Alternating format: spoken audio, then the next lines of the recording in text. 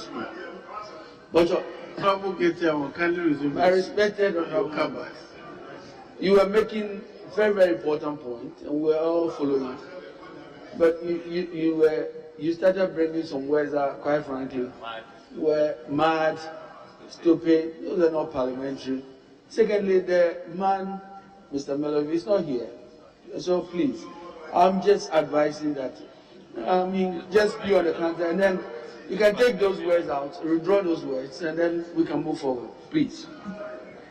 Mr. Speaker, he says the man is not here. I'm happy if you could get him an immediate flight back to Ghana so he can come and listen to how we feel about him. How might we feel about him? What was your complaint? He used the word mad, stupid, and I'm saying that those were not parliamentary words. No, I'm sure he is to have a statement he made. A statement. The fact that he came here to qualify us for. You can use another word. World Cup and not the. You can use another word. Yeah, and those words follow. So, I don't remember the words I used. Kofi Transi, you're making progress, so you are wasting my time. He deserves worse than this. It's not about him, it's about us. Forgive me, Mr. Speaker. He said he deserves worse than this. Unfortunately, it's about us. The statement you're making is also about us. So I was not paying attention. And us? Yes.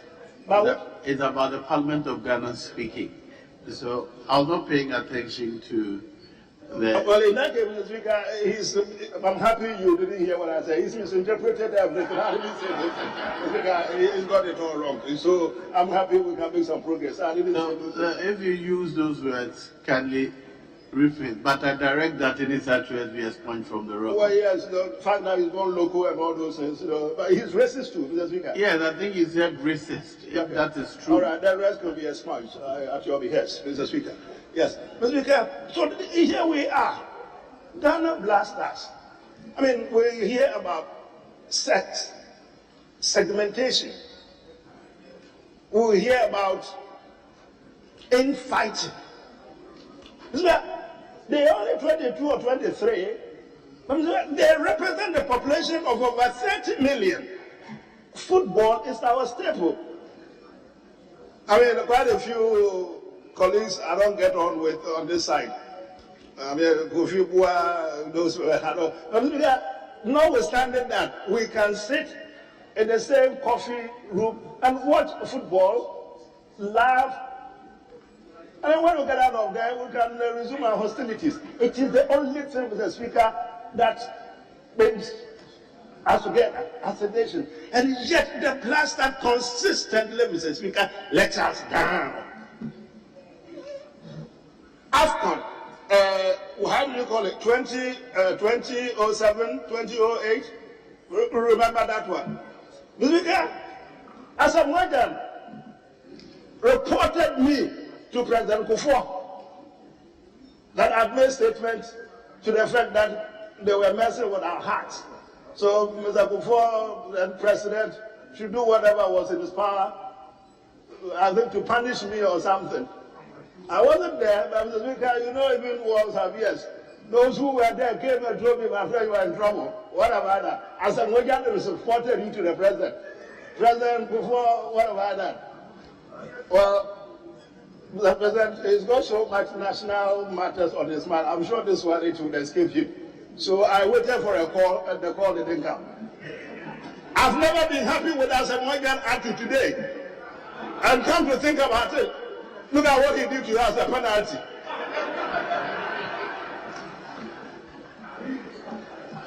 You see, it is a very serious matter. When it comes to blasters, it comes to all of us. But let me let you into a little secret.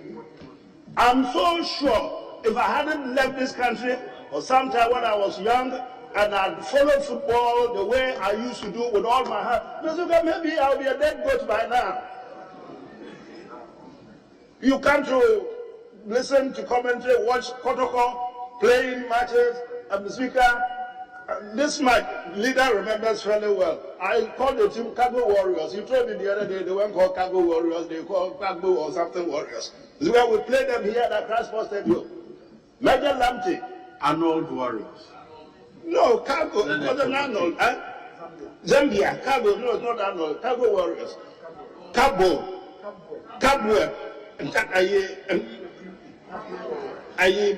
more ways B. Cabo, it's fine. That's their name, Mr. Speaker. So we played at Accra Sports Stadium here. We didn't have the international referee. There was a major Lante Ghanaian referee, Mr. Speaker, who officiated. We scored as many as 5 goals. 3 of them were disallowed. I collapsed. I was only about 11 years, 10 years, whatever. Football is a very serious business in Ghana. You journalists, tell those who are placed at the helm of affairs of our football, they shouldn't mess up with the country. They shouldn't. If I had wanted, I certainly would have died that day. My condition would have been worse. And I heard people, when I was lying in my bed, heard people shouting all over the world, Ghana is the only country when we go to play, God has to come to earth to be our defender or our goalkeeper or our striker. I mean, God has got so much to do, but he's always called into aid. There was some little clip I watched on this. This guy, I think he made the point. He said to the whole country that, listen, as far as he was concerned, it was a serious business today. What he was going to do was that he was going to eat to his fullest satisfaction 2 things. If we win, well, he's already had enough to eat, so there's no need eating again. But if we lose, which he knew we definitely were going to lose, he had already eaten. So he will just sleep. Those of you who want it. My friend says, Newcastle, it shows how much passion there is about football in Ghana. Let them get a new coach. If they haven't already signed him, the sports minister, if he's here, he should be here to be listening to this. Where is he? Why are you the sports minister? You might be here. What's in the Americano? Sacking him if you haven't done that already, or you yourself will be sacked. Honorable Ketia, can you conclude? Thank you, Mr. Speaker. Thank you very much. So the government of it all is that they should take the country seriously. They should attend to playing football for Ghana seriously. Let's get good technical team. Let them be Ghanaians. Now they will grow better. We're doing them a big guy. It was a Ghanaian guy. That's fine. It's not Milovic or Begiska, all the monies, and don't let us waste good money after bad coaches and technical team of that caliber. It is not good. And let's try and get our locally trained guys to partner with some very good players. Mr. Speaker, there's this last point. It troubles me if it is true. Coco football, I'm told, permeates football at that level. As for Coco football, everybody understands it. You don't like me, so you don't pass the ball to me. If you don't have somebody who matters, Mr. Speaker, you could be Maradona, Pele, whatever. I'm told that you do not stand a chance. I do not know about this. I heard it. This is the rumor. The mongering part is troubling me. But anyway, Mr. Speaker, this is about it. This is about it. Ghana football needs resurrection. Thank you. Thank you.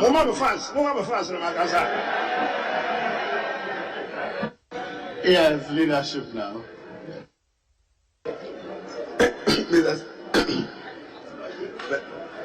Mr. Speaker, let me thank you very much. Kate.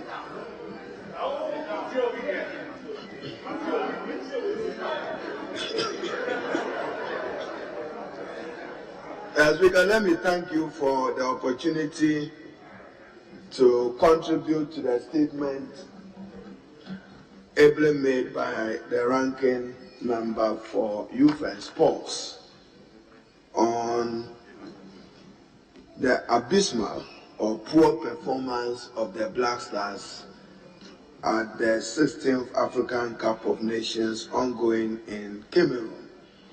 And Mr. Speaker, to share the disappointment of Ghanaians in our Black Stars is certainly not encouraging, not the best, not inspiring, and does not even encourage us to want to invest more as we look forward to participating in Qatar, the World Cup in Qatar 2022 late this year. But Mr. Speaker, whilst commending the maker of the statement, I should also indicate that I've enjoyed the inputs that our colleagues have made, and we have noted that the Minister for Youth and Sports is here. But Mr. Speaker, just to give my caution that we should manage this process gingerly, because we still have a major qualifier with Nigeria to determine our fate as far as the World Cup in Qatar is concerned. You have to play a major match, in 23rd match against Nigeria. So between now and March, how do you manage the transition of a coach whose performance you are unhappy about or you are dissatisfied about? And Mr. Speaker, to note further, and probably my strongest recommendation is, what is our objectives? And Minister, we are yet and we are unable to recover from the continuing humiliation of the Black Stars. And we need to take note of it and build a team. But Mr. Speaker, our expectations were also too high. What is the nature of the Black Stars of Ghana today? Minister, you know for a fact that you went into this game with our 17 debutants. 17 of our players were young players. So if you go in, the nature of your team, it was a young team. It's not the Black Stars of Abedi Pele, the Black Stars of Tony Yeboah, and the Black Stars of Samuel Osei Kufuor. No, you had as many young debutants as 17 in this particular category. To sack or not to sack, Mr. Speaker, I may not even offer an opinion. Local or foreign, I may not offer an opinion. But Mr. Speaker, the GFA management and the Ministry of Youth and Sports, how was Milovac determined? Mr. Speaker, the facts are that a committee of 3 was put in place and given 72 hours.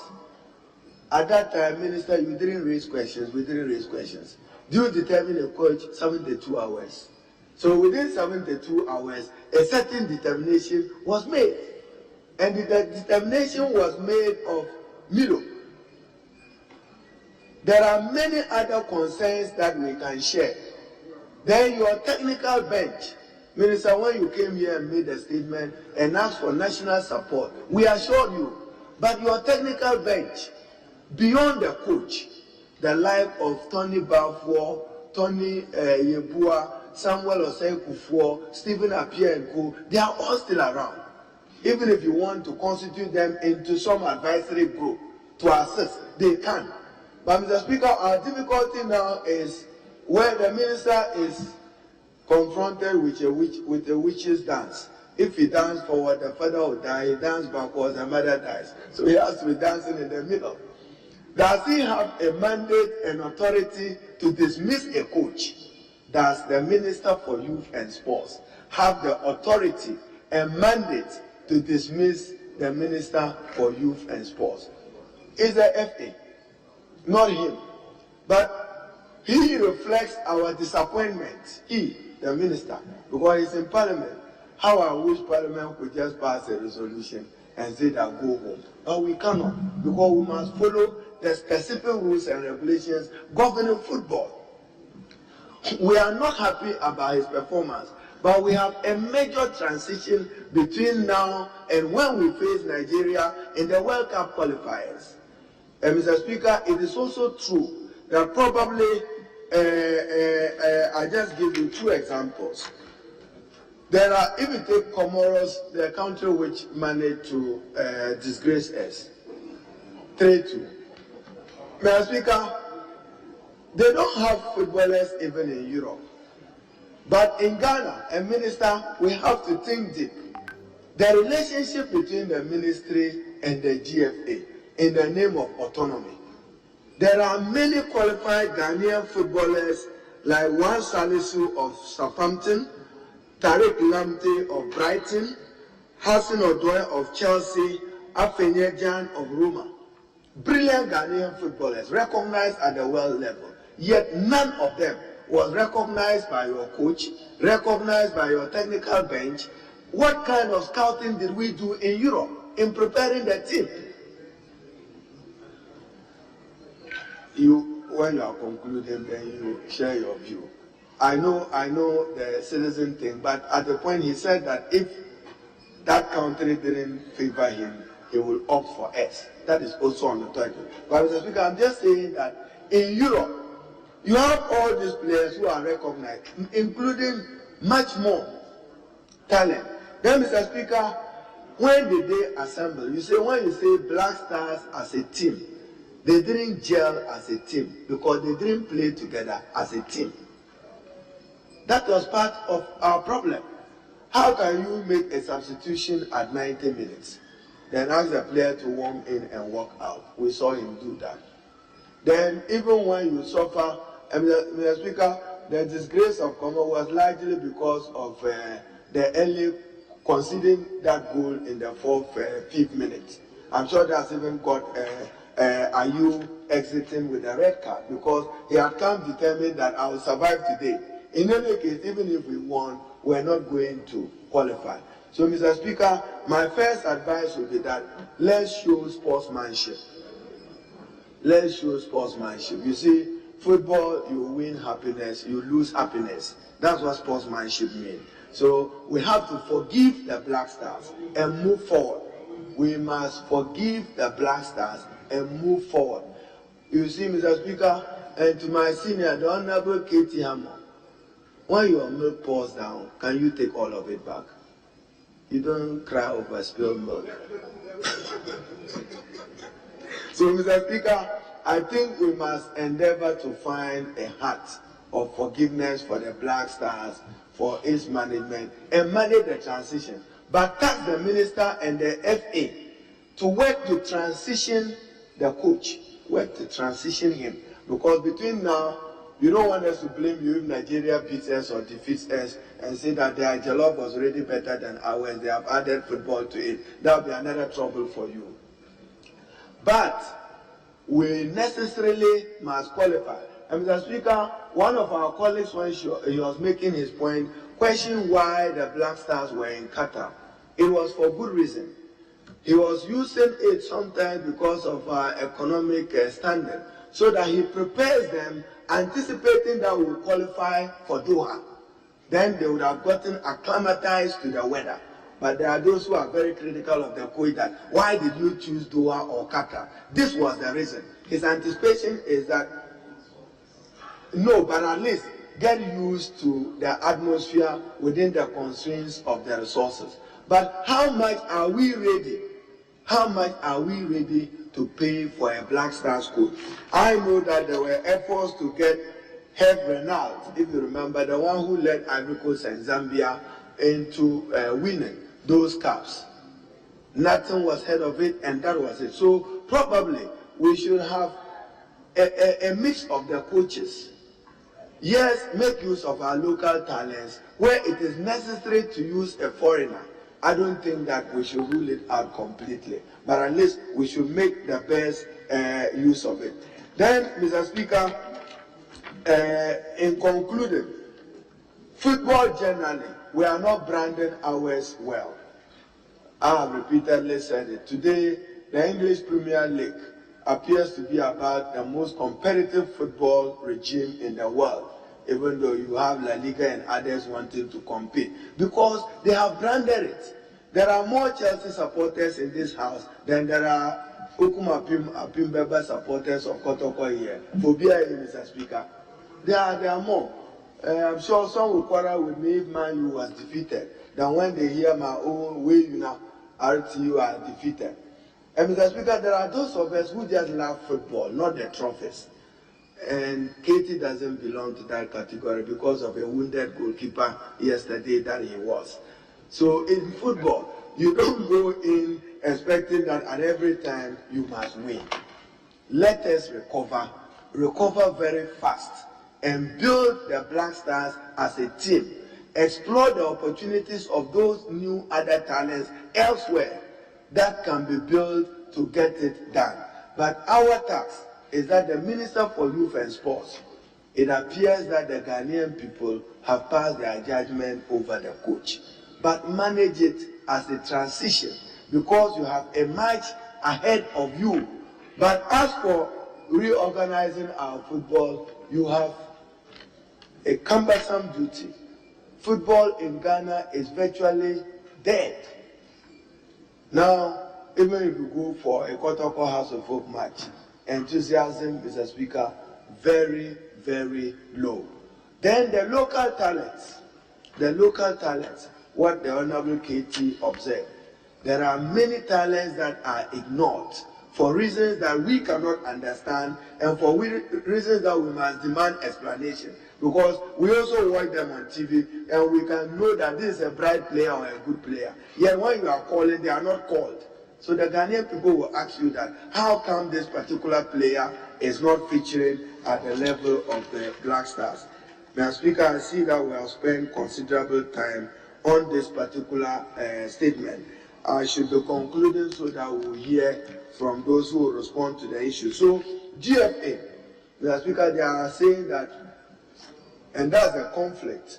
I think that the ministry didn't manage the announcement well. In the news already is that Coach Milibak sacked. When you ask sacked by who, they say the ministry or minister. Now the GFA has a meeting tomorrow, I'm told, to deliberate on this particular matter. So it means the coordination is not well. Even if that was your wish, you should have routed it through properly, quietly, and diplomatically to manage it. Now the turf war have always existed between ministers and the Ghana Football Association, because they think that they have even more resources than the minister. Because when you are struggling to travel, they are able to depend upon their resources. So, Mr. Speaker, our challenge is the Ghanaian people expect the Black Stars to qualify for the World Cup in Qatar this year. That we ask and demand of you, that make sure that the Black Stars qualify for Qatar and perform better than they have done in Cameroon. Now, Speaker, with this, let me once again commend the maker of the statement, at least for giving us an opportunity to be able to discuss this important matter so dear to the hearts of many Ghanaians. I thank you. Very well. Honourable Majority Leader, before you take your turn, can I please introduce the delegation of CPA members? Honourable members, as you're aware, the Parliament of Ghana is hosting the Commonwealth Parliamentary Association CPA Africa Regional Workshop on Trade, Security and Gender. Today I have the pleasure of acknowledging the presence in the public gallery of this chamber, delegates from various sister countries attending the workshop. There are honourable members of Parliament from the United Kingdom, Nigeria, Seychelles, Cameroon, Mozambique, Malawi, Zambia, Kenya, Sierra Leone, and the Gambia. They are accompanied by some staff of the CPA UK branch. Honourable members, on behalf of this august house, I once again welcome them to our country. May I request that the delegation be on their feet so members will acknowledge them.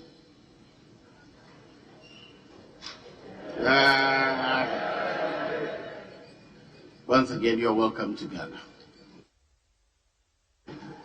Now, Honourable Majority Leader, you may conclude before the Minister responds. Thank you very much, Mr. Speaker, for the opportunity, and to also express my profound appreciation to the Honourable Member of Parliament for South Tongue, the Honourable Kobna Woyome, for bringing this statement to the House, in order for us all to appreciate the enormity of the situation before us. The Speaker, the last time that the Black Stars won the African Cup. The tournament was in 1982 in Libya.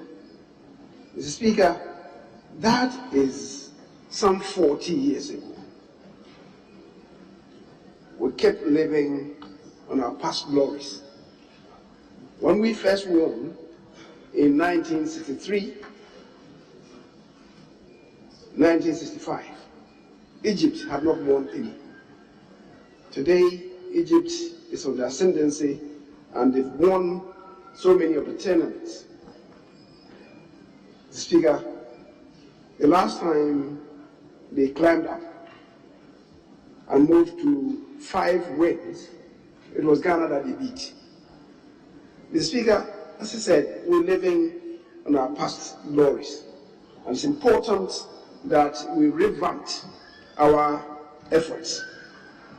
The Speaker, colleagues have spoken about the commitment of players, the competence of the coach or the orientation of the coach, so the players not obeying camp rules, the change in technical team, and so on. Mr. Speaker, we must interrogate the team that we have. Any team worth its salt really is dependent on 3 or 4 players.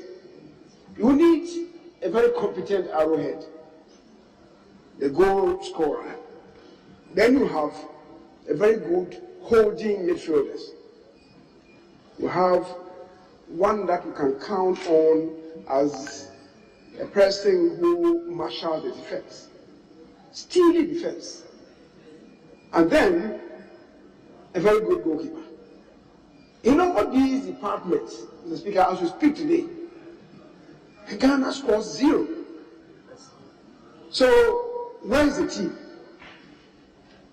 The minister raised high hopes when he indicated to us that it was possible, it was going to be possible for us to win. But did we, before we set out from here, have a team? I'm not sure that we have a team in the current crop of players that we have. Mr. Speaker, so technically, the players are not up there. Forget about the accolades that our sports journalists are heaping on them. Technically, they are not there. And even for those of them who are outside, what's the quality of the teams that they are playing for? Many of them are warming the benches of 2nd round and 3rd round teams. And yet, we are heaping all manner of accolades on them, thereby gingering support here in Ghana. And yet we know, if we come to interrogate the competence of the players, each of them, that most of them are not up there. So we may have maybe 1 or 2 world-class players in the team. But is that enough to win tournaments? I watched just 2 of the games that they played. I would say to myself that the one that we lost against Comoros perhaps was our best match, even though we played shots of one person, of one player.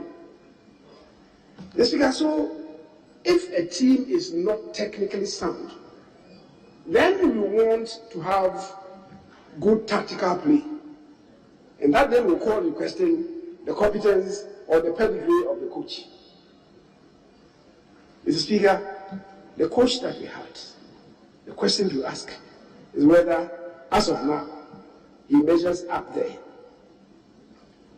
Mr. Speaker, we've spoken about our own football development, graduating it from codes through schools and colleges, universities, the local leagues, and indeed the training facilities. I would say to us that if we want to measure the quality of players that we have today, and we went back 20 years, most of the players that we have in the Black Stars today will not even qualify to play in the reserve teams of Accra Zobok or Kotoko or RTV in those days. And for such, you need to bring the players together to train for a longer time than the 1 week or so that maybe we had for the team. The Speaker, the efforts will not amount to much if we did that. In 1965, when we won the second time, the tournament, and we realized that we had dropped, and we needed to win in 1978, it was agreed by the then FA that we should play just one round of the league. And then we took the opportunity to assemble the team.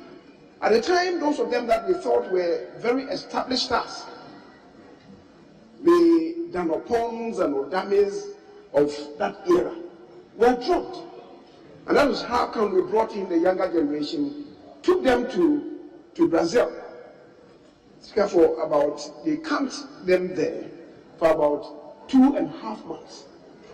They came to play the local league, the local clubs. However, the second match that they played against Defense Stars, it was difficult for them to win. And we realized that, yes, we were trying to shape them up. They were not up there. They went back. When they came back, they played the same Defense Stars and humiliated them.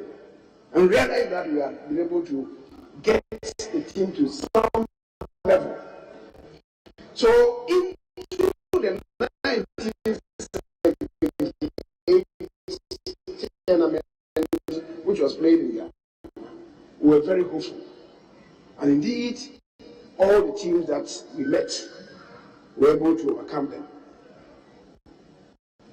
In 1992, when, again, for a long time, we were not making much progress.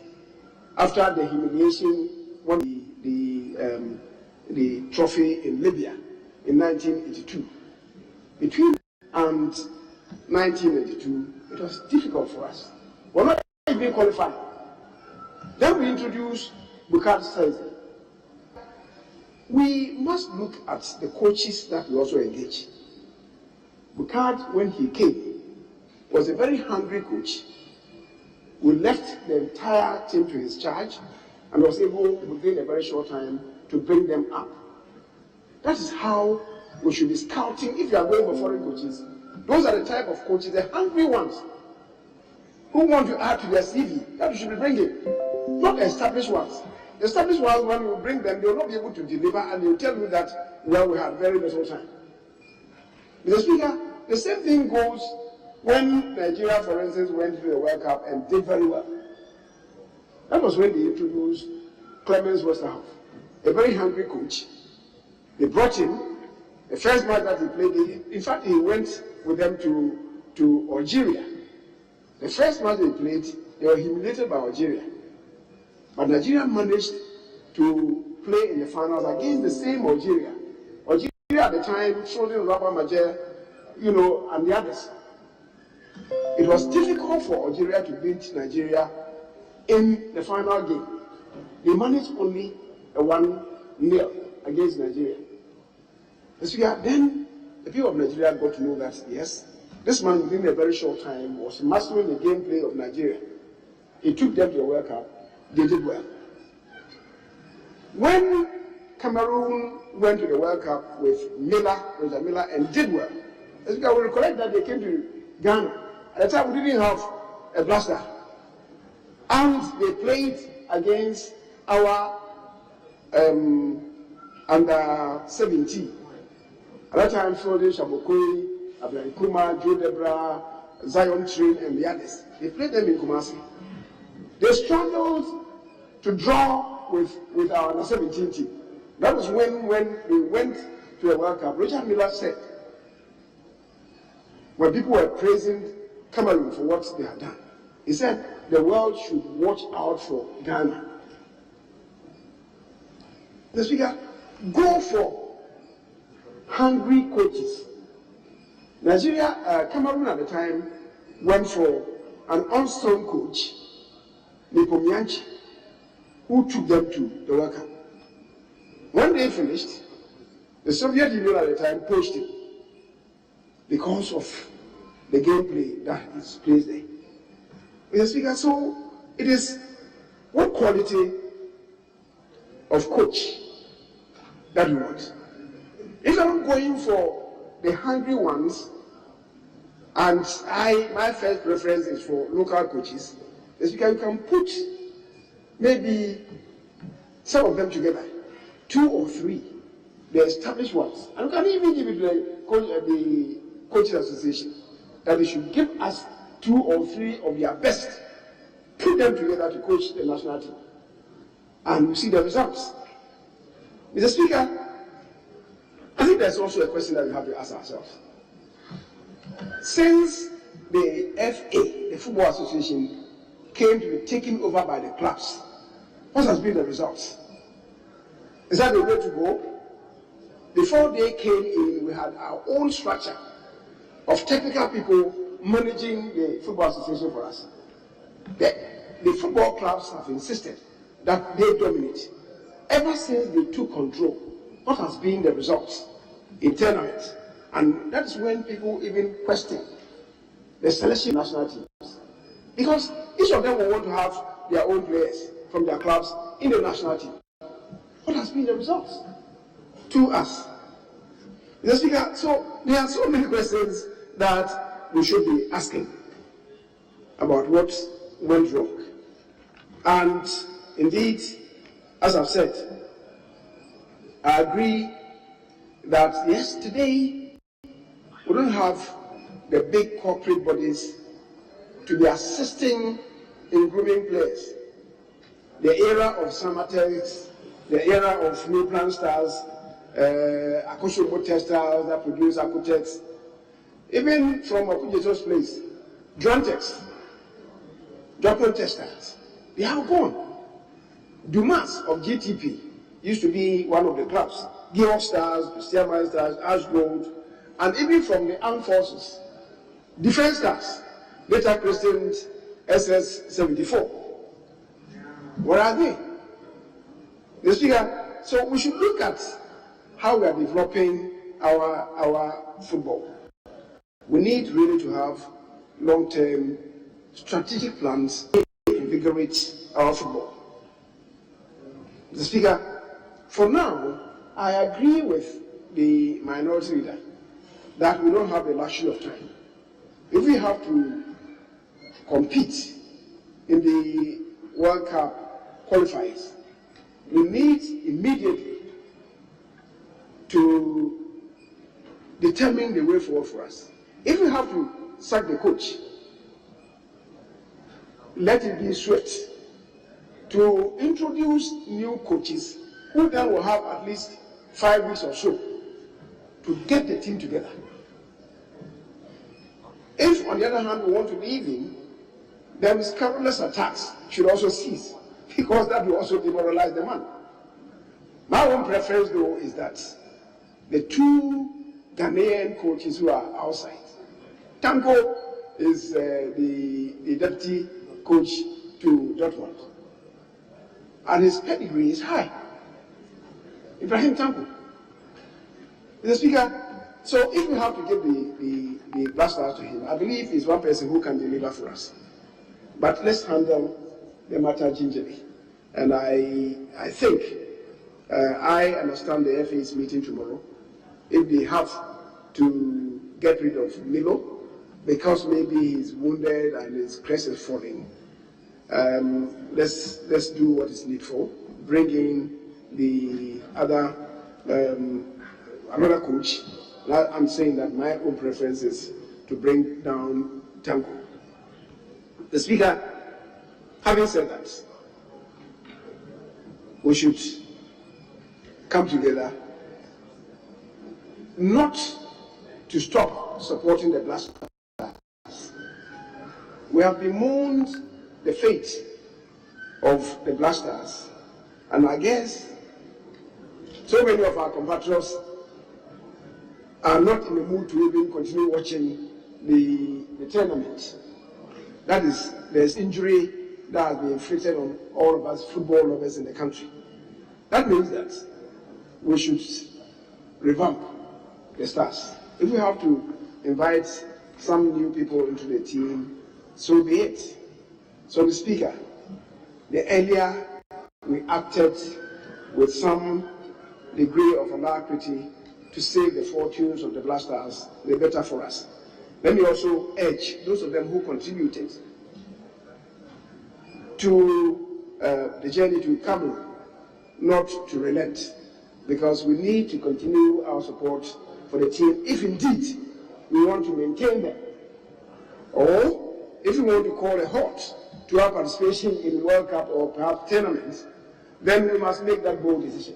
Other than that, Mr. Speaker, I believe the time to continue the support of the Black Stars is still on, and we must get our acts together quickly in order not to have another disaster in March. Mr. Speaker, I thank you very much for the opportunity. Very well, Honourable Minister. Thank you so much, Mr. Speaker, for the opportunity to contribute to the statement made by the ranking member for Youth and Sports Committee, Honourable Wayomi, MP for South Tonk, on the performance of our Black Stars. Mr. Speaker, I wish to commend my ranking member for this statement and also thank honourable members for their contributions to the Ministry of Youth and Sports and the stakeholders in the sports industry, especially football. Mr. Speaker, there is no doubt that the Ghanaian people, and for that matter, the government, is disappointed about the outcome of the AFCON campaign currently ongoing. Mr. Speaker, the Ghanaian people have a right, because if there is any one thing that unites this our great country called Ghana, then, Mr. Speaker, is sports, and in particular football. And that is why I share their disappointment about this AFCON campaign. Mr. Speaker, the African Cup of Nations is the most prestigious football competition in Africa, where member states are represented by their teams, and it is organized by the Confederation of the African Football, CAF. Mr. Speaker, Ghana qualified for the AFCON, or the African Cup of Nations, for a record 9th time, and was set to battle other African countries in this continental showpiece, scheduled in Cameroon from the 9th January 2022 to 6th February. Mr. Speaker, knowing the huge task ahead of us as far as football is concerned, that is our qualification to the current AFCON, and also our qualification to the World Cup, our participation in the AFCON, and also eventually, if we qualify for the World Cup, our participation, His Excellency the President of the Republic of Ghana, Nana Addo Dankwa Akufo-Addo, launched a fundraising corporate support to support our national team, which the target of which we're trying to raise was $25 million US. Mr. Speaker, for the record, because I heard my colleague Honorable B.T. Baba mentioning that the Black Stars was given $25 million US to participate in the AFCON, and they do not perform. And for the record, I have to make the clarity that the $25 million US was a fundraising drive to raise an amount to be able to support the various sporting events that I've just mentioned. But it is not the amount that was given to the Black Stars for the AFCON campaign. Prior to our departure, the national team departure to participate in AFCON. I was in this August house, and I made a statement appealing to all Ghanaians, including honorable members, to support our national team. And I took the opportunity to announce to this house and the people of Ghana that out of the fundraising drive seeking corporate support to support our national team, the ministry have been able to realize $2 million out of the set target of $25 million. And I made that clear, and I want to use this opportunity to also set the record straight. Mr. Speaker, preparation towards the AFCON, the GFA submitted a plan to the ministry for consideration, preparation, and our participation in the AFCON. The plan was to camp in Qatar, Doha.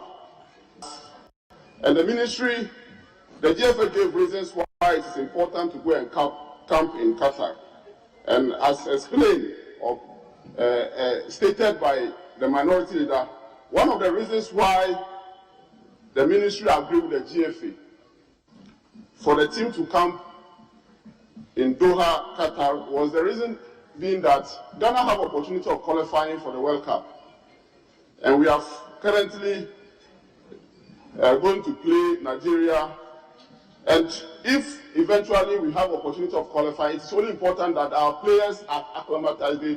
They are used to the environment where they are going to play if eventually we qualify for the World Cup. Mr. Speaker, the team left Ghana on the 24th of December for the campaign. Unfortunately for our team, the whole plan was the whole contingent, the playing body, being able to arrive in Doha, and there was a plan of playing 3 matches so that the team would gel, they will be used to each other and be able to play. But unfortunately for the entire game, FIFA gave a ruling, and we have majority of our players play in the various clubs across the world. A majority of them are in Europe, and FIFA gave a ruling that the clubs can still keep their players until 3rd January, when we have already scheduled friendly matches against Egypt, against Algeria, and also a club side in Doha, in Qatar. But because of this turn of events, the team was only able to play the friendly against Algeria on the 5th January. After the entire contingent, Ghanaian contingent, the team arrived on the 3rd at the campaign site in Doha, Qatar. Mr. Speaker, at the tournament, the Black Star was put in Group C with Morocco, Gabon, and Comoros. And unfortunately, as I said, the Black Stars could not win during the group stages and managed to draw with Gabon. And that is very sad. As a minister responsible for youth and sports, knowing the support, the mobilization, getting the entire country behind the team, making statements how to get them working for you. Now, everybody was on board. The entire country was supporting. Corporate institutions was also supporting, making sure that everything that the team needs, government will be able to provide to the team. The outcome was disappointing to government, and especially my good self. As a result of the poor performance at the AFCON, government, through the Ministry of Youth and Sports, invited the GFA to brief the ministry and government to see the reasons why this poor showing. At the emergency meeting with the ministry, the GFA gave the reasons that I've just enumerated as one of the reasons why, some of the reasons why we do not progress at the group stage at the competition. The ministry advised the Ghana Football Association to look into the Blaster Management Committee. And we believe and we share the sentiments of the Ghanaian people that the way the organization was done, and also the technical bench, the GFA indicated that they are yet to prepare their report and submit to the ministry.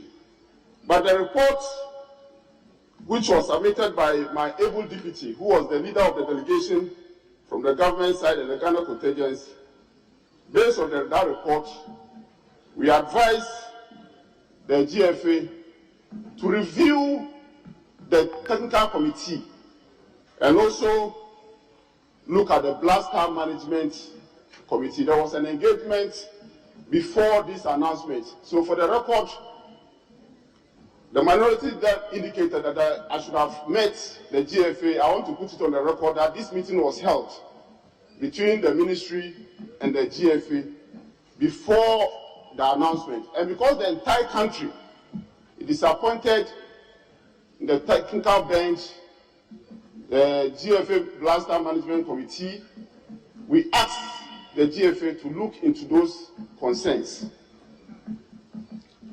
Mr. Speaker, government is making effort, and the ministry have put together a technical committee to look into sports development in this country. We know when we were growing up, I know when I was in Salaga Secondary School, anytime there is inter-schools, that is the avenue or that we use, the country used to select talent. 6, long jump, triple jump, football. Government have put together a strategy. Honorable Minister, can you hold on? Yes, leader. Mr. Speaker, this one I have to seek your leave and indulgence for a Minister of State. I shouldn't do this to him. But when he says that we met and there was an announcement, what announcement? Because by my understanding, I do not see where you are clothed as minister with any authority to dismiss the Black Star School. So I just wanted to add clarity for our record. What announcement was made after the meeting and by who, Mr. Speaker? Thank you, Mr. Speaker. Mr. Speaker, a statement was issued after our meeting, and the ministry representing the people of Ghana wanted to give an information to the people of Ghana as to the steps that we are taking to ensure that we improve on the performance of the Blaster. And the steps include the GFA reviewing the technical team and also the Blaster Management Committee. Mr. Speaker, I said the ministry have put together a strategic plan as far as school sports is concerned. But for COVID, the implementation would have started by now, where the government is considering, as part of the strategic plan, to start from the grassroots, the district level, engaging competition among schools, up to the regional level, to the national level, where schools will compete each other in the various sporting disciplines, so as to be able to attend for our various national teams. Why the e-levy? So that we'll be able to compete. The public sentiment out there is clear. Ghana must collect its taxes to avoid debt accumulation, build our roads, when the country is and get our preparing youth to work. The next African Games come 2023. It is That really is important exactly what the for e-levy will be used for. government, Youth employment and entrepreneurship, to be able to put together roads a and very digital formidable teams in the infrastructure, various sporting disciplines. security. And we have just written to the COVID task force What has to the allow government this done for with our taxes implementation of this so strategic far? plan. Mr. Speaker, Some of government's flagship initiatives raise include concerns about whether TSHS, the planting for Blasters food and jobs. have One district, one the factory, caliber of players, one village, one dam, one constituency, one ambulance. NAPCO, and I want medical to state drone delivery, that year of roads, individually, Agenda 111 yes, hospitals, just to the mention Blasters few. have So fellow quality Ghanaians, players. let us all play our role as citizens by supporting the e-levy and also by making sure the taxes collected are used for its intended purpose. Player. Hashtag We e-levy have for Jordan development. Ayew of Crystal Palace, a regular player in the English Premier League. We have Baba Rahman of Reading. So individually, our national team have the players.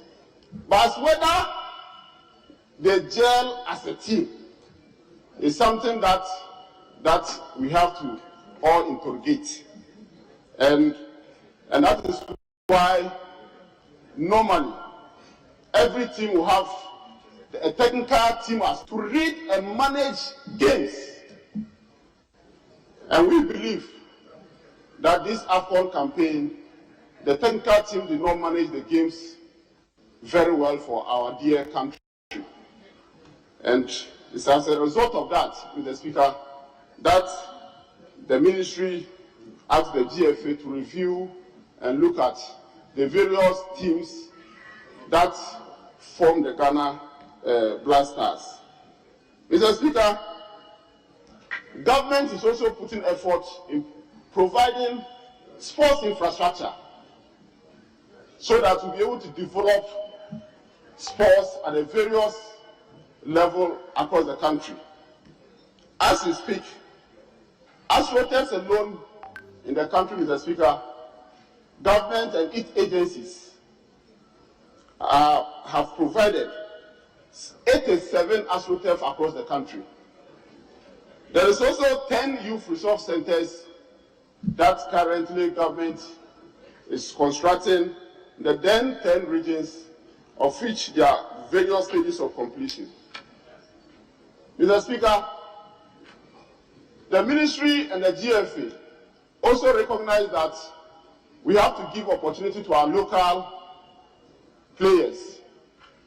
So last year, the ministry and the GFA formed the local Blasters, and they were given opportunity to participate in friendly matches outside Ghana. These are all efforts that government is making to ensure that both our players locally and those in the diaspora, we can give them equal opportunity so that they can develop their talent, so that our technical bench will then be selecting the best out of the lot and be able to form the team. Mr. Speaker, once again, I want to thank the maker of the statement, my good friend, Honorable Woyomi, for this wonderful and very, very important statement. And thank all honorable members who have made various contributions, very, very insightful contributions, especially my brother, the minority leader, Honorable Harun Edrisu, and also Honorable Roxanne for their insightful statement. I was the FEMAPA for their insightful statement. I've listened to their various concerns, and we will take them into consideration as far as our sports development is concerned. Mr. Speaker, I thank you so much for the opportunity to contribute and respond to some of the issues. I'm grateful. Very well, honourable members. Being a very long debate or discussion of this statement, as is very characteristic of football matters, we have a rather conclusion that reflects how Ghanaians feel. All of us are disappointed. Mr. Speaker wants the Committee of Youth and Sports to further investigate and come report to the House what must have resulted in that such a poor performance. So I so direct that the Committee of Youth and Sports should investigate the performance or the participation of the Black Stars in the tournament and report to the House as to the... Yes, leader. I'm going to suggest that even though the minister responsible for youth and sports has been with us and has heard us loud and clear, giving his own admission that the statement is a quality one, and also the contributions thus far are also useful for the consideration of him as a minister. I was going to suggest that you direct that these other contributions subsequent to the statement that was read by the member be transmitted to the ministry formally, so that it will inform the ministry about the thinking of the representatives of Ghanaians in this chamber. Thank you. Yes, the order so made shall be directed to the Ministry of Youth and Sports. So the committee will investigate and report to the House. Yes, there's another statement admitted by Mr. Speaker on accommodation crisis in our public universities, Honorable Adams Salam, Abdul Salam, member for New Edubiasi constituency. Yes, Honorable Leaders, what's your position? Shall we proceed with that one? Yes. Yes, we was just engaged in some verbal communication with the minority leader. I believe this is also a very important statement, and I would suggest that we take it to tomorrow. Yes, Honorable Minority Leader. Mr. Speaker, I have to, your leader was trying to reach me. I have to find out from the maker. Probably he could allow him to make it, then one comment. It's not a comment, but I agree with us conceded. No, but I don't have his mandate. Now I have. Mr. Speaker, I'm sure we can adjourn to tomorrow with the assurance that the honorable member will be allowed tomorrow to make a statement on the state of accommodation in our public tertiary institutions. I thank you. Thanks, Leader. That means that, yes, there are some public business. What do we do with that? Yes, Leader. Mr. Speaker, I was going to suggest that I have no inkling about the statement, but I want to believe that just the topic is indicative of something serious that he wants to generate.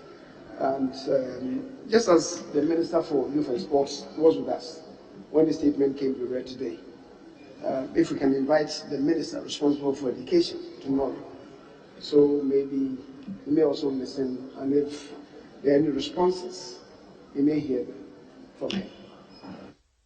Yes, Leader.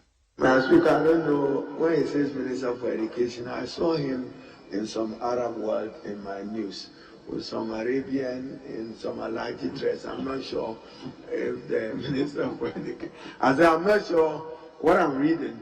I saw the Minister for Education with some somebody dressed Alaji in some world somewhere. So maybe the minister responsible for tertiary education, if we don't have the minister, can come and hear us tomorrow. Thank you. Very well. Let the table office send a copy of the statement to the minister and ask him if he wishes to respond to that tomorrow. Let him appear before the House and speak to that statement. Yes. Can I bring proceedings to a close? Speaker, I believe we can take adjournment. Very well, honourable members. The House is accordingly adjourned to tomorrow, Thursday, the 27th of January at 10 o'clock in the forenoon.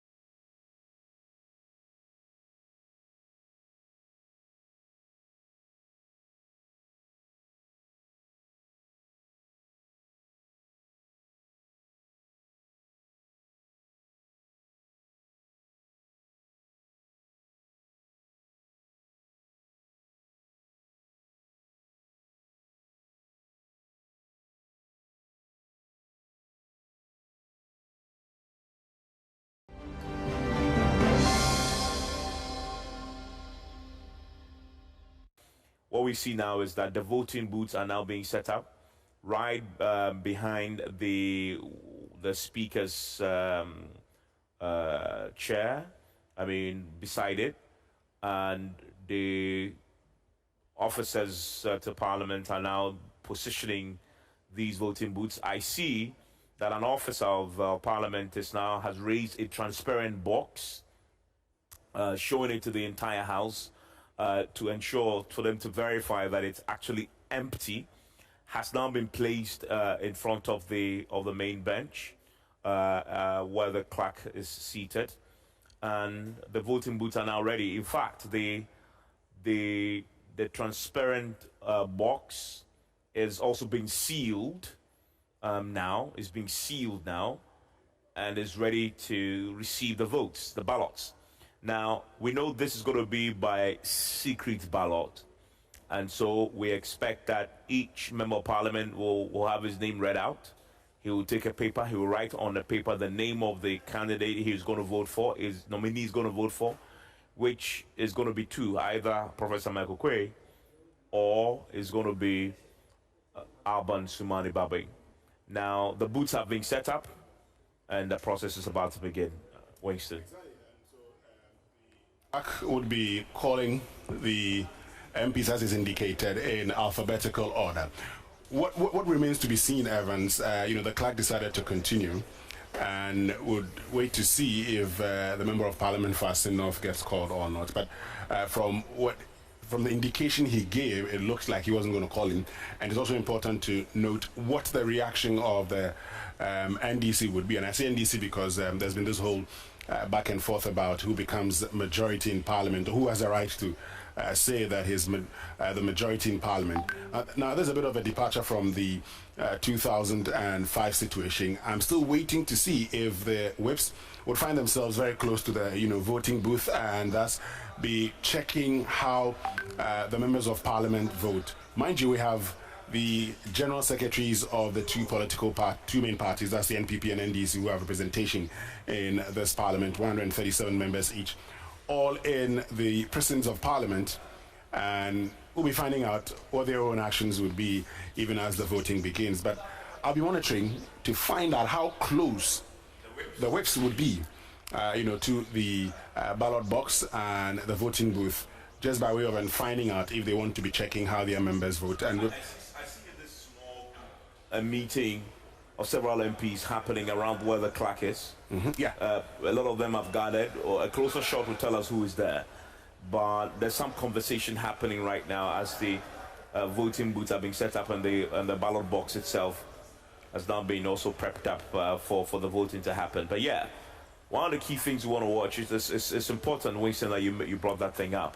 The fact that the names will be called, right? And also to show whether or not, and something that the clerk emphasized, that this is by secret ballot. Yeah.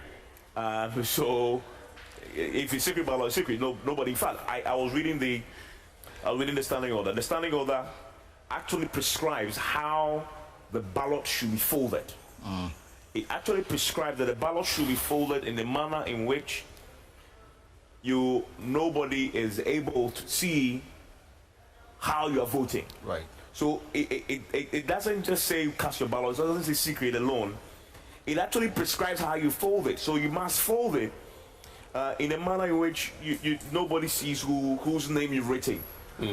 How you enforce that, for me, is the big question. Well, how you enforce that is the big question. And talking about enforcement, happenings over the last few days and weeks I would have shown that a lot of things are possible in our republic, aren't they, Evans? Lots of things are possible in our republic. So we saw it in 2005. Let's see what happens this time around, whether we have a similar situation. Because apart from 2005, when we had two persons, contesting to be elected as Speaker of Parliament, we haven't had that situation again.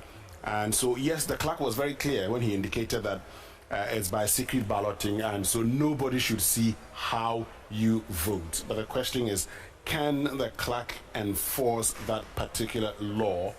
Can the clerk enforce that standing order? And so members would vote in a secret manner. if members vote in a secret manner, then you ask yourself the question, is there a surprise, or would there be a surprise in all of this? We know it's 138, 137, 136, based on the decision on the Asin North Member of Parliament. We've told you the dynamics there are in this election. Would all NPP members, including the independent candidates, support Professor Michael Quay? Would all NDC members support Alban Sumana Kingsford Bagman? You've heard those who have made the point that, you know, for those who belong to particularly the other side of the NDC, which Mr. Bagman has been critical of, they may just vote against. But let's see what happens. Yeah, I mean, Elton, this is an interesting point. I just pulled up the standing order. The standing order actually doesn't prescribe the procedure for voting. It doesn't say the name of the MP must be called. What it says is, when nominations have been received, the clerk shall announce that the ballot will now be taken. And unless a member rises to speak, no fresh nominations shall be taken. Do we pass that state now? An officer of parliament shall give to each member present a ballot paper on which the member may record his vote by writing the name of the person for whom he wishes to vote. So what we expect to happen is that the officer of parliament shall give to each member present a ballot paper. Yeah. Indeed. Now, key question. Mr. Kwesi of Asin North, he's present. Yeah. He hasn't been removed from his seat. Yeah. He hasn't been. The standing order says, shall give to each member present. But remember that when the clerk read the communication from the court, in his ruling he said that he does not recognize the presence of the MP elect. Now, the names will be called by the clerk. Usually they do it in order of, you know, alphabetical arrangement. So I want to believe that he will not call the member of parliament elect for Asin North. Asin, as per the procedure, exactly. He will not give a ballot paper to him. Meaning that he will not be called to come and vote. So basically that's how it's going to play out, because he says he won't recognize him, and meaning that when the roll starts to be called, I don't see him calling him to come and vote. That is how I understand this procedure. Now, what does each member present mean? Yeah, it's what we need to find now. So does each member present mean that anybody who is in the chamber, or anybody that the clerk deems to be qualified to vote? And that's one of the things I would want an understanding too. So if we have that clarity, for instance, then we know that, okay, so you could be in the house and, you know, still not be recognized by the clerk. And so what that would mean is that you are not present. But if I also look at it from another point of view, I'm saying to myself, well, once I am in the house and haven't been asked to leave, then I qualify to be able to cast my vote. So let's look at it in two ways. Can the clerk say, well, member of parliament for Asin North elect, pending the determination of your case as the court has ruled, please leave the chamber? And as a result, we would say you are not present. Because, I mean, Elton, you've been a parliamentary correspondent. When members show up in the chamber and in the votes and proceedings, members present, they are captured as present. Of course. Yeah. So in that same, well, he's not a member yet. He's not a member yet. Not a member, it's a member elect. But once he shows up in the chamber, haven't gone through registration, and still in the chamber, can he be considered as present as what would have been the case if you were a member of parliament? Yeah, I mean, and here's the thing though, and I think I side with what Elton has said. Per the procedure, for me, based on what he had said, that he will recognize him, it's all clear that when his officers, because we know that the parliamentary officers are now acting on his behalf, when the officers are distributing the ballot paper, right, they would skip him. Yeah, he will not be called. He will not be called. He will not be giving a ballot paper to cast his ballot. I presume that's what may happen. But there was another school of thought that said that they would have expected that he would be asked to leave the chamber. Exactly, that should have been the case. Once the ruling was done, the next step would have been for the clerk to direct that because of the court communication and, you know, subsequent to his ruling, the member-elect should leave the chamber. But because of the skirmishes that we have experienced, it doesn't appear to me that the member is still on the floor. I actually don't think that it's in the interest of parliamentary peace and security. Exactly. Tonight, yeah. To actually attempt to move. If you do not respect the orders of the clerk, the next stage will be for the clerk to direct the marshal to get you out of the chamber of parliament forcefully. And that is what I'm expecting to be done. But in terms of how the election is going to go, clearly the member will not be called, the member-elect will not be called, and once he's not called, you cannot vote. The voting itself has yet to start. We don't know what is stopping them from going ahead with this very important exercise. But as far as the member is concerned, he will not be called, he will not be given a ballot, and for that reason, he will not have the opportunity to take part in this voting process. Yeah, what we are seeing now is that I see Muntaka Mubarak in a conversation with the clerk and his assistants right now. Nobody knows what that conversation is about, but the stage is set, LT. Yeah. Because the voting booths, there are two of them. Everything. The two of them have been set, the ballot box is set, and yet the voting hasn't started. What the next thing we need to see should be the officers going around and giving and presenting the papers to the MPs. Yeah, usually they call you, and then once they call you, you move to the clerk's table, and then you are given the ballot. And you give the ballot. Either you write the name or you tick against the name of your preferred candidate, and then you drop it in a ballot box. Once that is done, then they move to sorting and counting. But now they are not even calling them to come out and vote. I think the process can only start if they start calling them to come and pick the ballot paper. Yeah. If you are called and you don't honor that call, then you lose the opportunity to take part in this. And I think that perhaps the clerk is not showing a lot of power in the powers invested in him in terms of giving directives and enforcing them. And even though he's giving his ruling as far as the legitimacy of this member of parliament elect is concerned, he's still entertaining comments from both sides, and that's what appears to be stalling the entire process. And Elton, let's point out that the clerk of parliament at this moment has constitutionally invested powers. Right. And the power that he has, as specified by the constitution, is to supervise, sit in a chair, and supervise the process of electing a speaker. Only he can do that. Right. And so that power is vested in him. And as we see now, we don't know what is stalling the process. Yeah, we don't know. But he has the power to order the process to proceed. Once the nominations have been done and both seconded, and nobody else rises to make any other, put forward any other name, he should go forward. Now we have the stage set. And I'm seeing some movement of the yes. NDC MPs. I don't know whether they are taking a walkout or because I just saw the minority leader is heading towards the division room, and I see Muntaka Mubarak, a member of the Ato Forsen, and the rest also appears to be following him out of the chamber. But once the process starts, the thing is that if you are called and you don't honor the call, you lose that opportunity. Unfortunately, the clerk has asked that members should come and pick the ballot, but he's not calling names. Yeah, we don't know what is holding up the process now. Just all we can tell you, if you're watching us on TV, you see this for yourselves, but if you are listening to us, all we can tell you is we see the leadership of both sides now in a very heated conversation with the clerk and others, and the people are gesticulating.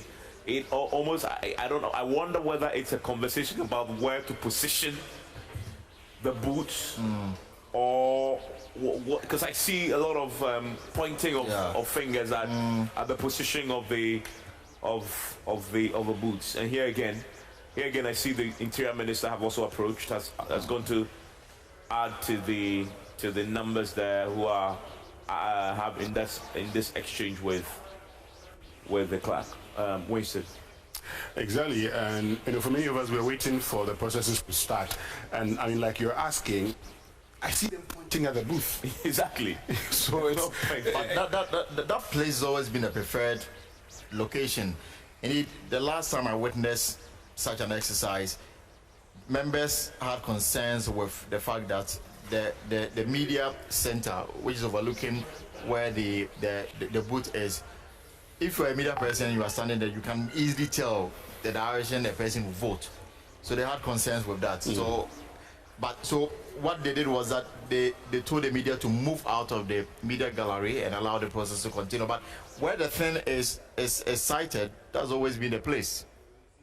Unless their concern is the location of the booth. You would remember that in 2005, while they were voting, you saw the leadership of both sides very close, you understand, and of course they were monitoring the process. Even now, that's what I'm told, that the whips, they have a responsibility to ensure that they check the ballot before it is dropped into the box. I don't know how they are going to do this. That's the point, and that's why I started by saying that a lot of things are possible in our country, and because you find the sadly, but you see, you find the situation where there's supposed to be a secret voting.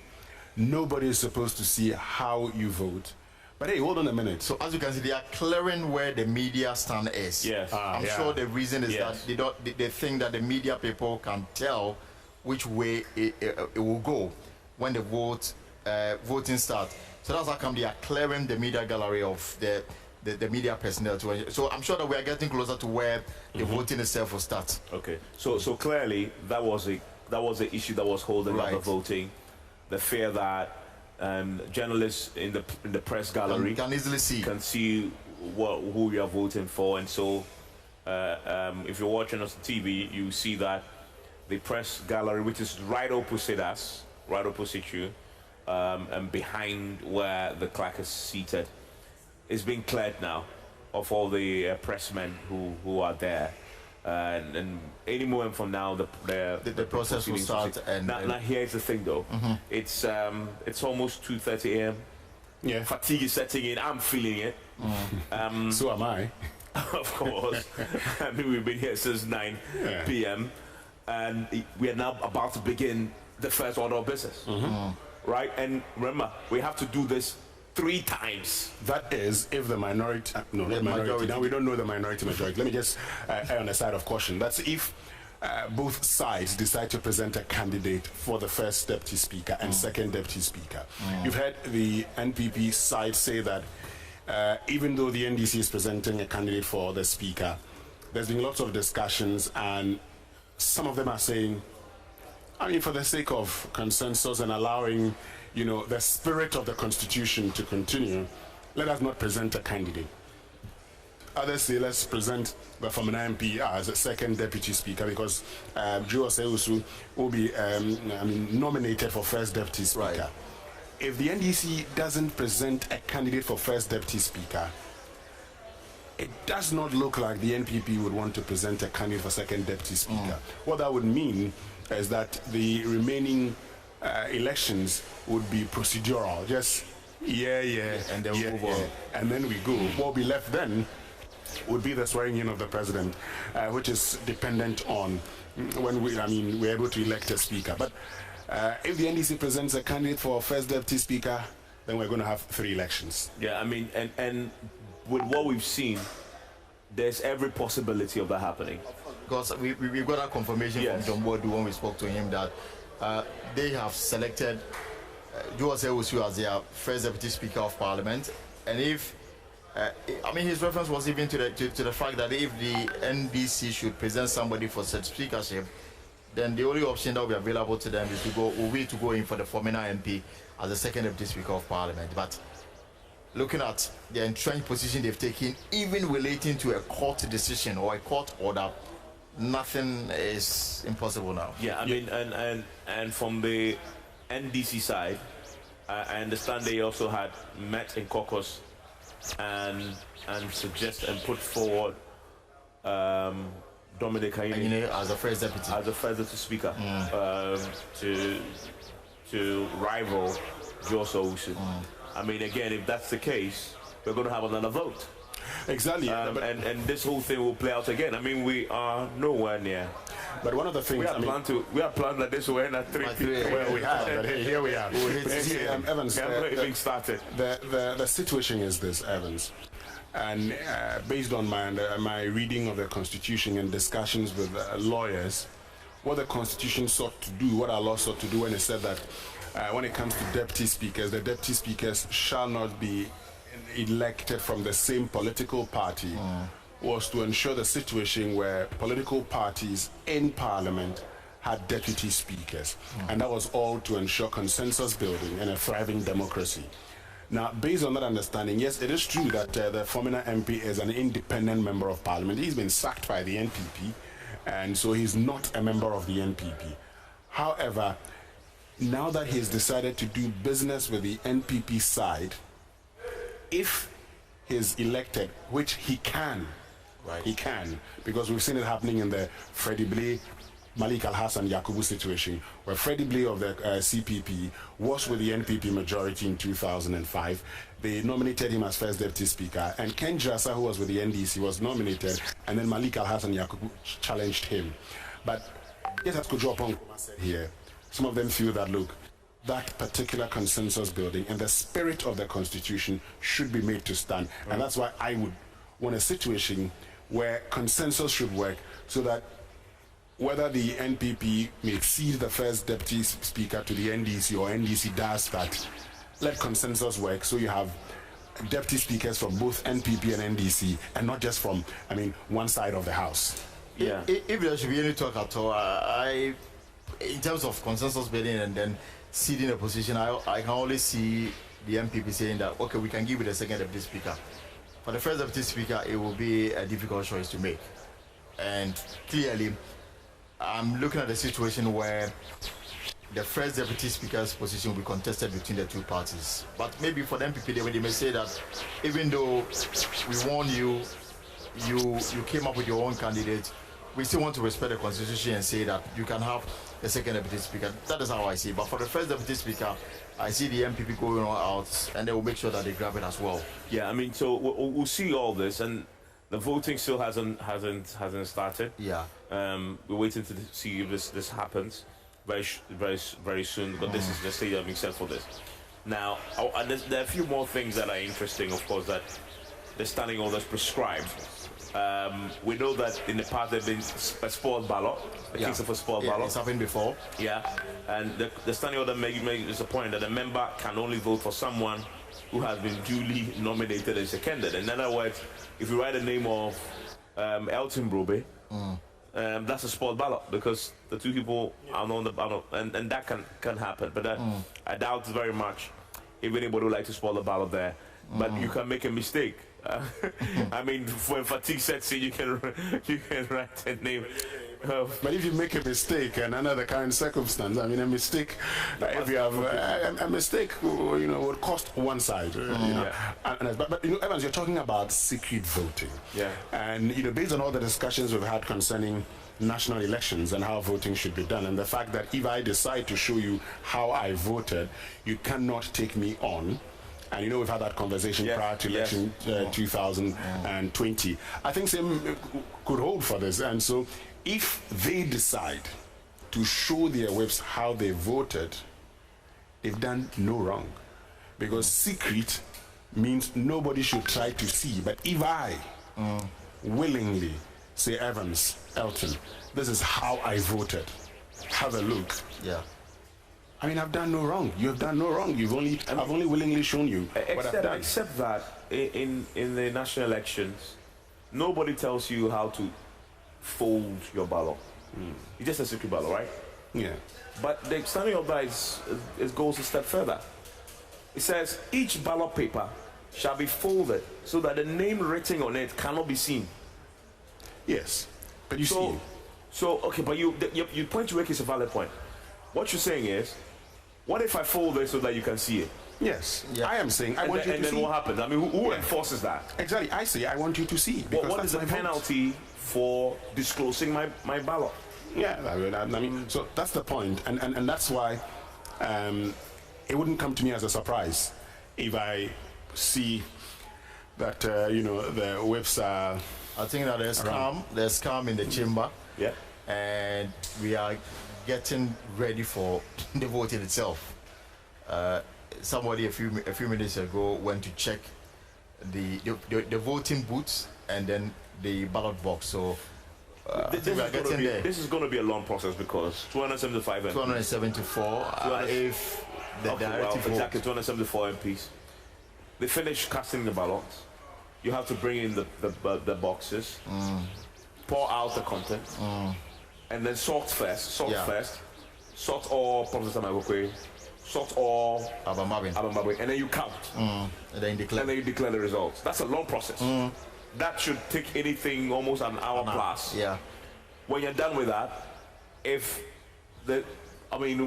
going to see, because when it gets to, I expect that when they skip the Asin North MP, there will be another round of confusion. Yeah.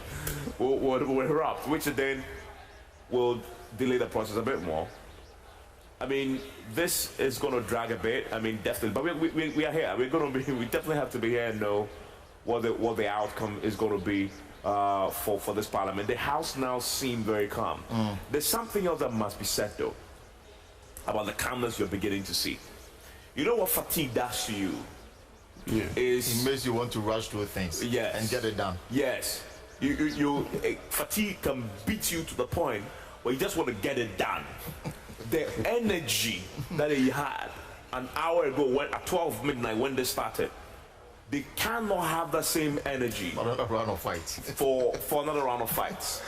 It's just what nature prescribes. And these are old men and women, many of them, right, who are well advanced in age, 40 plus. So I definitely expect by 3 a.m., which is like 25 minutes away, and counting, people will just want to get this done. Tomorrow morning, well, it's morning already. Yeah. They have another business to perform by being sworn in the president. No, let me just tell you a funny story. Just a brief one. You know, when we're covering election 2020 on the 7th of December, when I was waiting to, come on air at 5 p.m., I couldn't sleep. I was monitoring elections all over. Now, after the long night, till 6 a.m. or 7 a.m. when we left, nobody told me to sleep. Understand? Nobody's tired. Nobody's tired. You will sleep. You will go. No, you still can't monitor elections when you're very, very tired. And the anxiety and the build-up to this moment means a lot of them would not have slept in a while. Right. Sure. Okay, and that pressure, I'm saying, can cause people to make mistakes in the writing. Can cause people to just want to get this done and go home. But I heard the clerk say that. He gave 2 conditions, right or tick. So I don't know which one will hold. That is if they had already printed the ballot papers with the 2 names. Okay, so if they had been in caucus before they came to the floor, the leadership had told the clerk already that these are the 2 names, they would have then printed it. And then, but we don't know if that's the case yet. Exactly, but one other thing I see. We see 2 booths, and I'm sure we'll have 2 ballot boxes also. From the previous experience. So what's going to happen is that the NDC side will vote, the MPP side will vote. So there'll be no sorting here. Once it's done, unless somebody from the other side votes for another person, but they'll check it again. But this will not be that difficult, like having one booth. One ballot box where everybody puts the paper in there or the ballot paper in there, and so you're checking to be sure that. There are 2 candidates for the election of Speaker. Professor Michael Eronicque and Mr. Alban Shumani Kings from Magdi.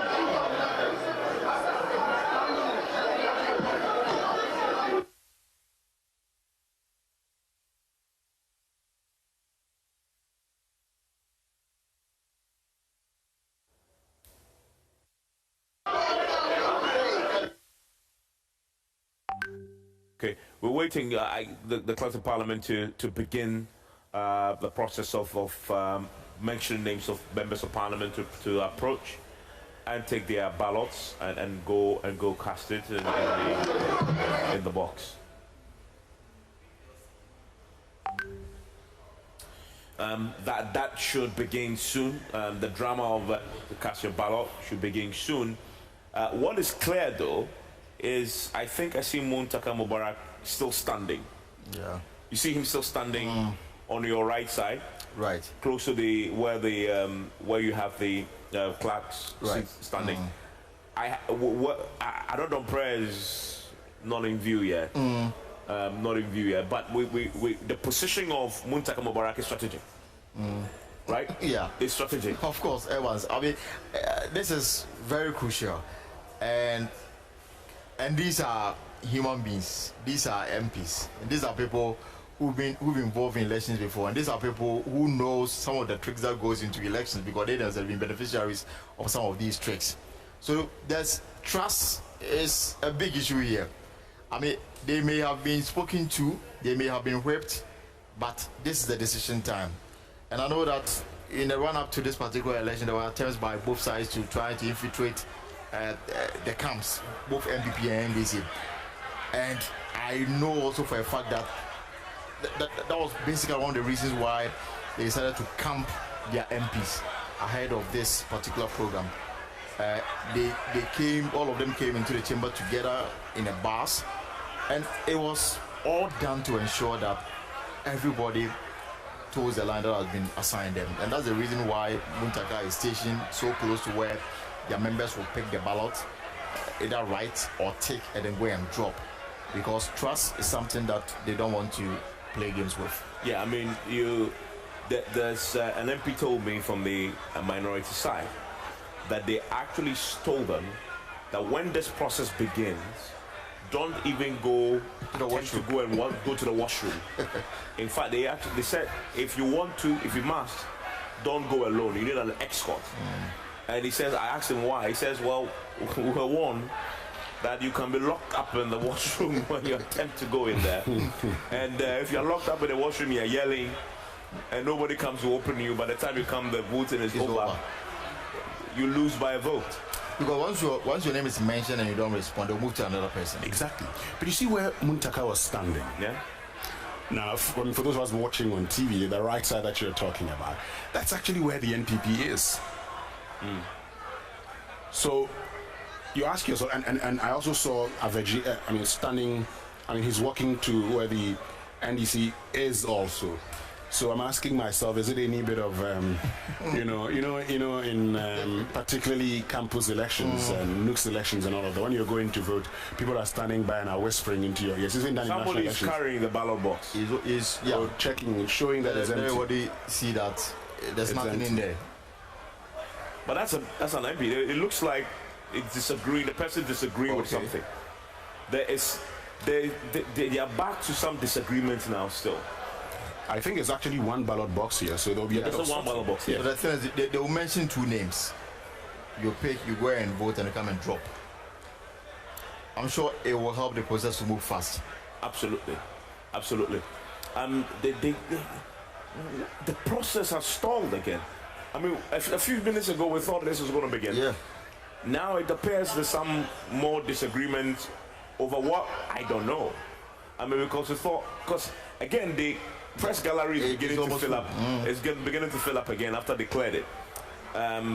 Which again, it's nobody knows what's happening. A lot of the members are pretty calm, waiting, looking up to their leaders to sort this out so they can get on with the process of voting on the matter. I mean, if you take out the Ascent North MP, this should be easy for the MPP to win. It should be. But whether it actually is, we don't know, because I'm assuming that they whipped everybody who won 137 from the MPP side to come to Parliament. I'm assuming that's they have a full house. Now, so if that's the case, then they should win it. I mean, but having seen the Formula MP, have you? Has anybody seen the Formula MP today? I haven't seen him, but I'm sure he would be in the house. Yeah, but as to where he is and where he's seated, we haven't found yet. Which is key, by the way, I'll say tonight. Yes, because at this stage, names are not attached to the seat, so anybody at all can pick any seat apart from the leadership role, which is clearly defined. So a while ago, when I went after, I saw Pedro Ponkuma, who is in his second term in Parliament at the back seats, which is abnormal, because after your first term and your second term, you should be coming forward. Now, when I checked, they are yet to fix names to the seats because now they still remain elected members of parliament after the swearing ceremony. I'm sure tomorrow, when they are later this morning, when they are done with it, swearing of president-elect, by the time they get back to the chamber, all these corrections would have been made. Everybody will know exactly where their sitting positions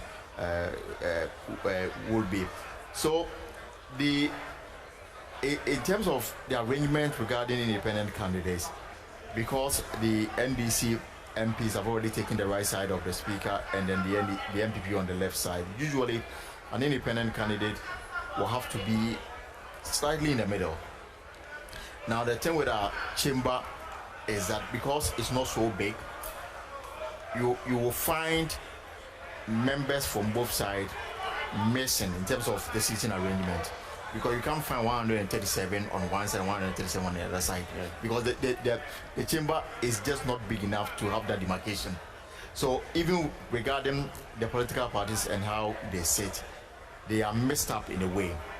Just that you know that you are MPP, you know that you are NDC. So for the former MP, it will be difficult to at this very moment point out where he is seated. But obviously, because he decided to do business with the MPP and he is not a first timer, he will definitely be in the mix of the MPP. Yeah. Let's get into what is going to happen shortly and the implications of it. I mean, all through the night, I've been struggling with minority leader, majority leader, because this is the 8th parliament, and there's I see another. Something had just erupted. Muntaka Mubarak is almost in a fight with another member of parliament. Who's that member of parliament? I don't know. There's a fight that has just broken out between Muntaka Mubarak and I see Amewu in the shot there. So there's a fight that has just broken up. It has been broken up now. James Aveji, I see John Jinapo. And there's Katie Hammond too. There's Katie Hammond. So this has erupted again.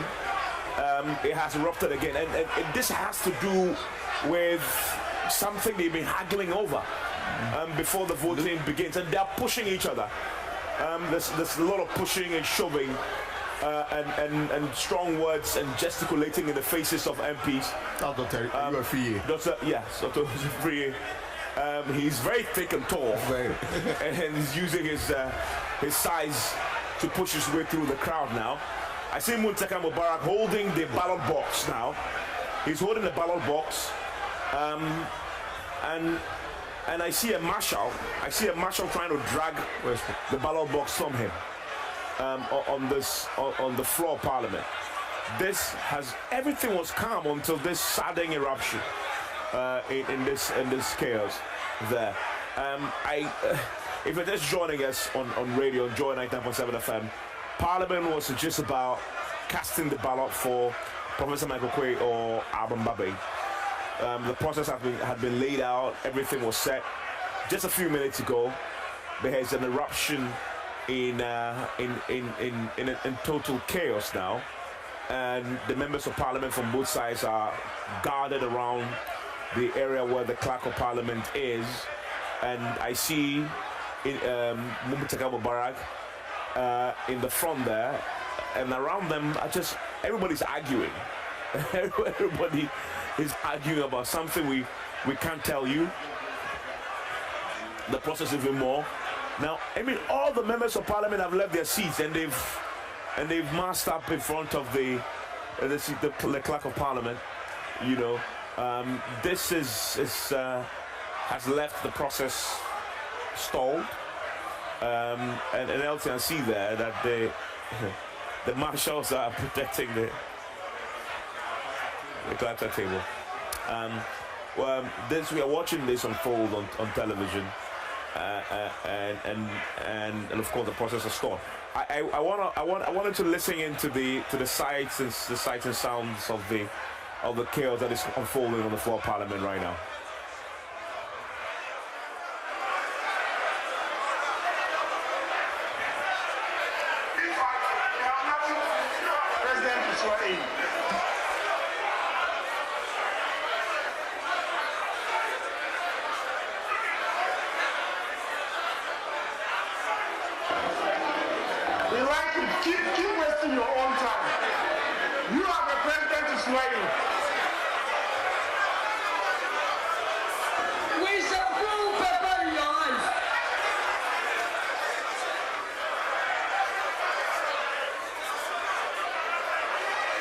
We shall show you. We shall put the... Who is saying that? I'm not ashamed. I'm a member of parliament who doesn't understand what is... Don't trust your own people. You want to rule down. Members of parliament, you don't understand secret ballots. As for this stealing, it will choke you. As for this stealing, it will choke you. This stealing will choke you. You think you can steal this one too?